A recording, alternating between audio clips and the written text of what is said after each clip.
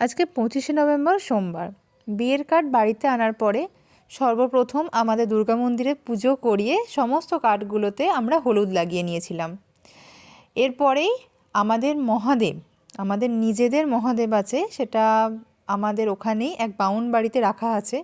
তো সেই মহাদেবের কাছে সর্বপ্রথম আমরা গিয়েছিলাম সেই কার্ড দিয়ে নেমন্তন্ন করা বলে না, তো ওই নেমন্তন্ন করতে আমরা গিয়েছিলাম। তার সাথে একটু পুজোও করে এলাম, আমি বাবা দুজনে মিলেই সেখানে গিয়েছিলাম। ফেরার পথে দেখি সেদিন যেহেতু সোমবার ছিল, বাবা বিশ্বেশ্বরের মন্দিরে তখন বাবার স্নান করে বস্ত্র পরানো চলছে।